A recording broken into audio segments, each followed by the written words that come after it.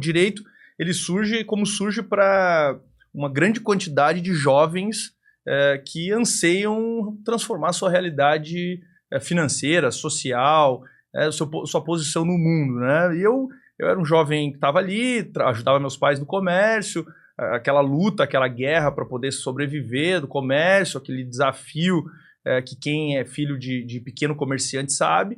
E eu via que eu não queria aquilo ali, eu não queria ficar trabalhando daquela maneira, enfim, de alguma forma quase que escrava, num sentido, assim, trabalho realmente diário, vendo meu pai, minha mãe, e eu começo a olhar as perspectivas de para onde eu ia, o que eu ia fazer, o que eu ia estudar, o que eu ia trabalhar, e o direito surge mais ou menos por acaso, assim, eu acabo fazendo um vestibular para jornalismo, não passo na federal, acabo me frustrando com 15, 16 anos ali, finalizando o ensino médio, e meu pai me fala, olha, já que tu gosta de ler, escrever, te dá um pouco melhor aí com as palavras, talvez faça direito, acho que profissionalmente tu vai ter mais sucesso, e eu acabo me inscrevendo no direito. Tem uma questão engraçada, né, que eu naquela época, solteiro, jovem, 15, 16 anos, tinha um namorico com uma menina que ia se inscrever no direito na Unisul, na época, aqui na Trajano.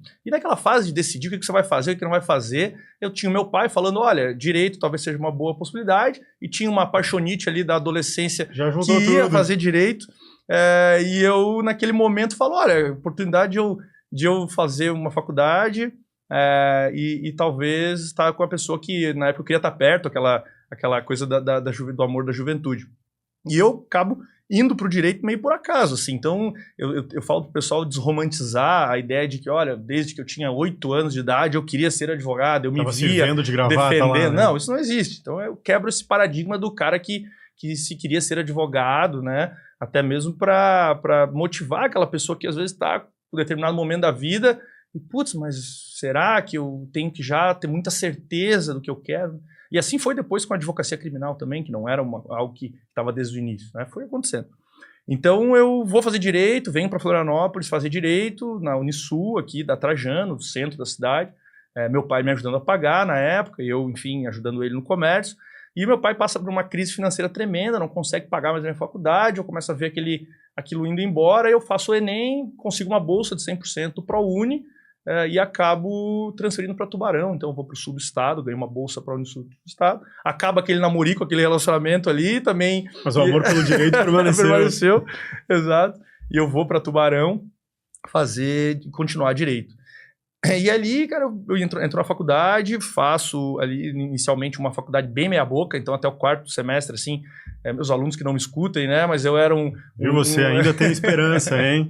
Eu era aquele aluno que dormia, que ia de chinelo, boné, moletom, sentava lá no fundão, e não estava muito aí para a hora do Brasil. Mas, enfim, determinado momento, aí nessa época eu tenho que buscar trabalhar, né? Eu vou trabalhar, enfim, no comércio, eu trabalho um tempo num centro de lazer lá em Garopaba, que é a Cachoeira do Macacu, de um amigo que na época me chama para trabalhar com 16, 17 anos, eu trabalho como garçom, como guia, e trabalho uma temporada ali, saio dali e vou trabalhar num posto de gasolina como caixa de posto de gasolina e conciliava ali, então a faculdade com o trabalho no comércio, né? Enfim.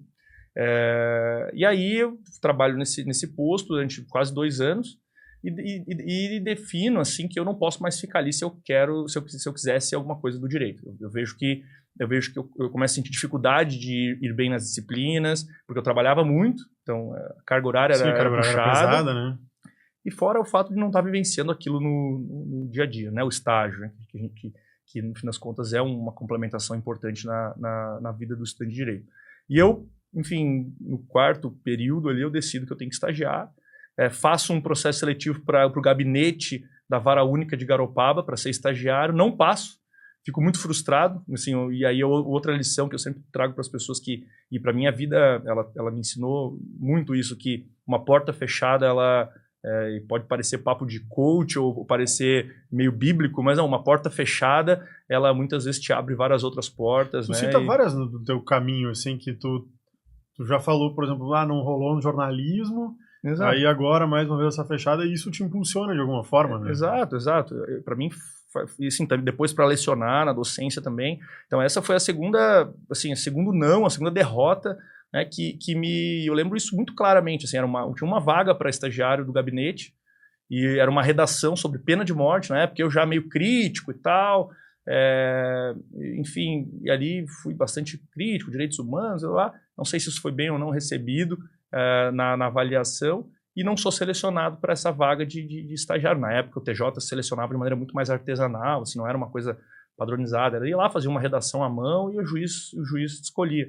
E eu não passo, sei lá, tinha 20 inscritos e uma vaga, então era uma coisa difícil, assim, tinha que bater muito, e eu não passo, mas aquilo me frustra. E eu falo, bom, então vamos ver aqui em Garopaba, uma cidade na época com 20, 25 mil habitantes, poucas possibilidades. Uma comarca difícil, inclusive, né? Exato. Uma comarca... estágio complexo. Exato. E eu começo a mandar e-mail para escritórios, né? Então, aí também, um segundo ponto, alunos me perguntam diariamente, pô, professor, como é que eu arrumo um estágio? Não tem estágio. Eu pego, na época, mapeio todos os escritórios da cidade e começo a mandar e-mail com o meu currículo, dizendo, olha, eu não tenho experiência, eu trabalho num posto de gasolina, já trabalhei de garçom, faço faculdade, quero estagiar, isso. E aí, na época, 2 escritórios ali me chamaram. Lembro até hoje, meu primeiro salário foi R$280, né? R$280 por mês para trabalhar 4 horas. E eu faço essa transição, então, inicio a minha carreira jurídica de lá, não saí, então, devia ter 19 anos, estou falando de 2010, talvez 2009, 10, eu tinha ali 19 anos, 20 anos, eu acabo entrando no escritório. E ali, cara, ali muda tudo.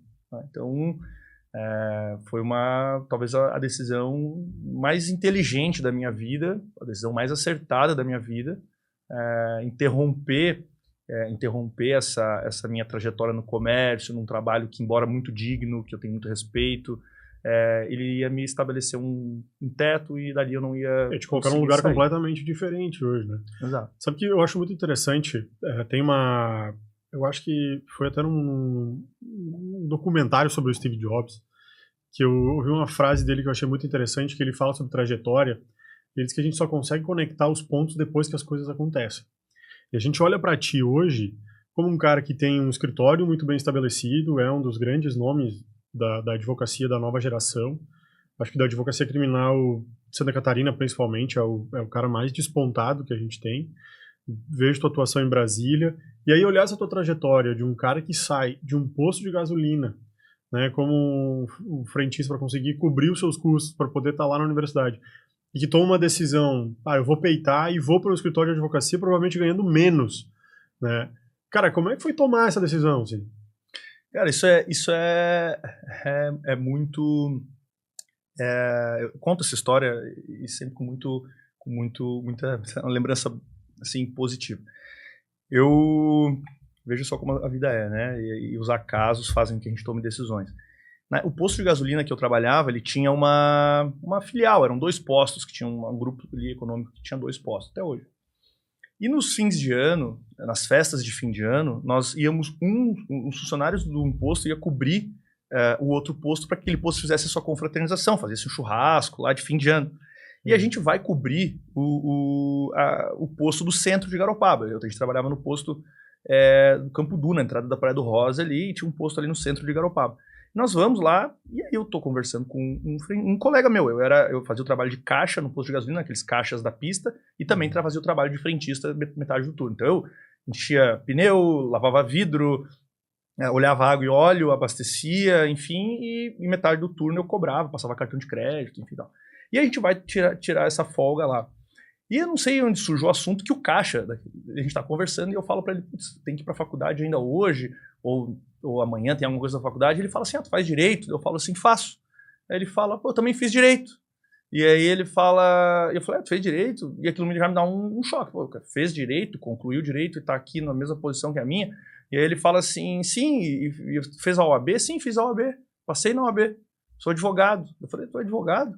E aí ele fala pra mim assim, eu falei, mas por que tu nunca... Por que tu não exerce? E tal, no motor dele? Ele falou, cara, eu fiz a faculdade toda aqui, eu já tinha um salário razoável na época, assim, eu lembro que eu recebia, tenho lembrança assim, isso a gente já falou em 2010, R$1.500, R$1.400, o que era um excelente salário na época para um rapaz, um jovem de 18 anos, 19 anos. E ele na mesma condição que eu. Ele falou, cara, eu já tinha família, eu fiz filhos nesse meio tempo, durante a faculdade, e eu não tive coragem de sair daqui. Isso já faz aí quase 8 anos, já fazia um tempo, assim, ele já era mais velho que eu. E, cara, aquilo me deu um choque, assim, que foi um catalisador para que eu falasse, eu não quero ficar 5 anos andando 80 quilômetros para ir, 80 para voltar, pegava um ônibus, fazia faculdade em Tubarão, um sacrifício do cão, para eu poder ficar fazendo algo que eu não precisaria fazer direito, muito pragmaticamente. Era quase como se eu estivesse encarando o teu eu do futuro com aquela escolha. Exato, exato. E aí, cara, eu começo a fazer o seguinte, fazer matemática. Eu tinha uma bolsa na faculdade, então eu não pagava a faculdade, morava com meu pai, ele me sustentava, então eu não gosto de, sabe, André, assim, me colocar numa posição de coitado, porque eu fui, sim, muito privilegiado em vários aspectos, sim, tanto sobre valores, quanto estrutura básica, assim, então nunca tive, nunca passei dificuldades básicas, assim. Pois era o cara da classe C ali, né? Penava, mas tinha as coisas. Exato. Não me faltava comida, não me faltava roupa, luz, água, um lugar para dormir, mas o extra, algo a mais era difícil, né? Então, assim, aí eu pensei, cara, fome eu não vou morrer, vou dar aqui, posso comer. Sim. Vou, enfim, me vestir, basicamente tenho, né, onde dormir. Faculdade na época o governo pagava para mim. Eu falei, cara, vou fazer estágio e vou me virar. E aí eu faço o quê? Eu faço um acordo lá no posto, na época e tal, pego minha rescisão, faço um caixinha, me organizo financeiramente, reduzo drasticamente os meus custos. Nessa época eu já gostava de sair para comer uma pizza com a namorada. Pô, 18 anos, 9 anos, você já tem uma vida, digamos, economicamente ativa, todo mundo né? quer esse conforto, né? Exato. E aí eu reduzo, eu me recolho, assim, então, e aí entra também uma outra coisa que para mim é muito cara. Fazer sacrifícios na vida, né? Você abrir mão de algumas coisas na vida. As pessoas têm uma dificuldade de fazer sessões, de dar passos, de alguma forma retroceder. Então, eu era um menino, eu era um guri que era de classe C, mas ganhando R$1.500 e sem pagar a faculdade, eu estava sempre em boas festas, eu estava bem vestido, eu estava sempre... Porque aqueles 1.500 que eu ganhava no posto... Era só para te fazer eu pagar meu lanche na faculdade, para eu comprar uma roupa, para eu ir tomar uma cerveja com os amigos, para eu... né? Então eu tinha uma vida confortável. E eu vou ganhar R$280 no escritório, eu falo assim, o supérfluo, eu vou ter que abrir mão nesse momento e vou ter que, cara, penar. Então, e aí eu faço esse movimento, né? Eu vou para o escritório. Só que é interessante que, assim, logo no escritório eu começo a aumentar minha carga horária, começo a aumentar o meu salário e começo a entender como que a advocacia funcionava para mim, que era uma advocacia que prestigiava a parte comercial, a venda, a relação. Como eu era um cara que trabalhava num posto de gasolina, conhecia muita gente, eu começo desde o início a prospectar negócio, prospectar clientes. Então, assim, um divórciozinho, uma indenizatória, sim, uma trabalhista, um acidente de carro. Civilzinho ali. Civilzinho. E eu ganhava na época, no escritório que eu trabalhava, 10% dos honorários que eu trouxesse. Ele falava, olha, quem do escritório trouxer caso, vai ganhar aqui 10% dos honorários.